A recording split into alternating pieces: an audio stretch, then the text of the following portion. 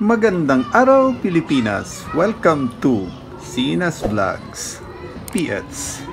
Sa videong ito, ipapakita ko sa inyo kung paano ako gumawa ng Coco Peat or how to make Coco Peat. Ayan, shoutout muna sa aming Team Alliance, at shoutout din sa mga magigiting nating OFWs. Shoutout din sa mga senior citizen at shoutout din sa mga silent viewers. Ayan, shoutout din sa mga mommies and daddies na mahihilig magtanim ng mga halaman. Ayan. Ang bidyong ito ay para sa inyo. Ayan. At ito na nga guys, nagkataon na nakapag-open tayo ng maliit na negosyo o business. Ayan, kudkuran at pigaan ng nyog.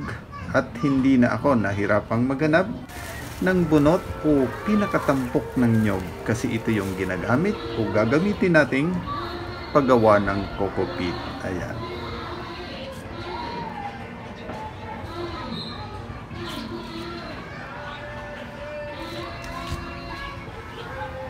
Naganda na rin ako ng sangkalan o tadtaran.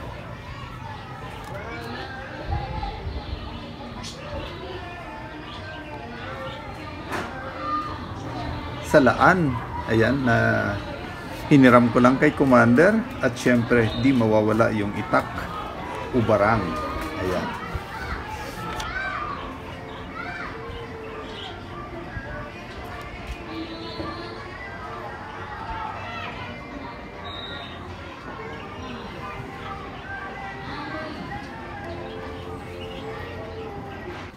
Matyaga ko itong tinadtad. Ayan, tagaktak na ang pawis ko dito.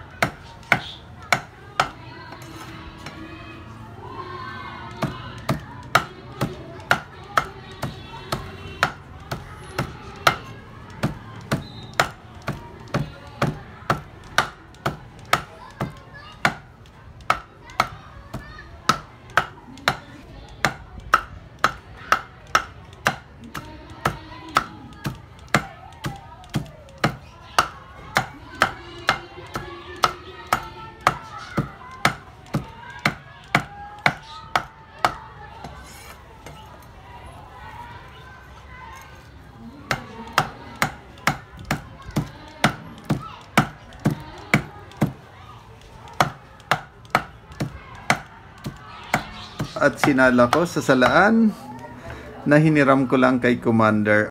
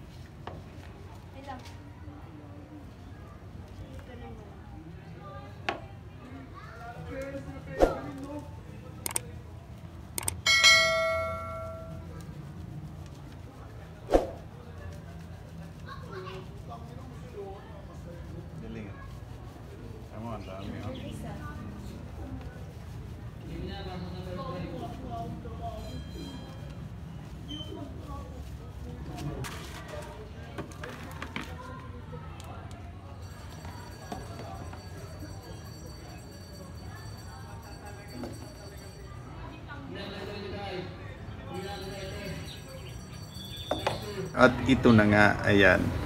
Nakaipo na ako o nakagawa na ako ng Coco Peat.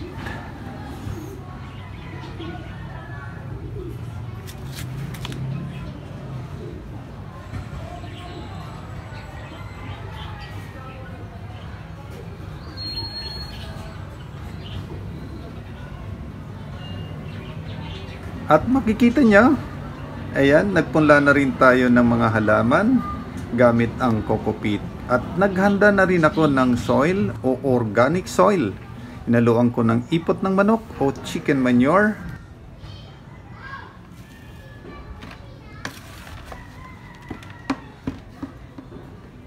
At hinalo ko na rin yung mga natirang tinadtad na tampok o bunot ng nyog.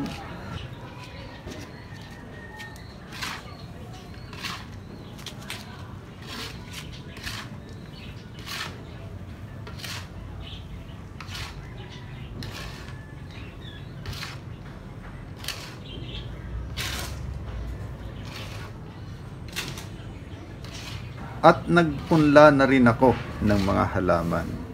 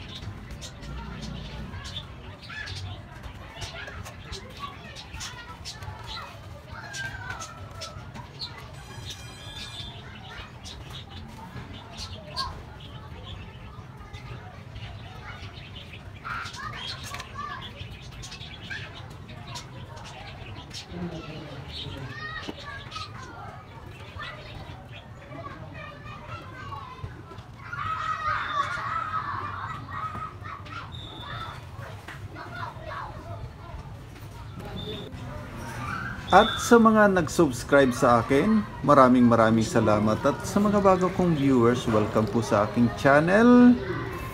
Paki-comment, like, share, subscribe at pakipindot na rin ang notification bell para updated kayo sa mga susunod kong videos.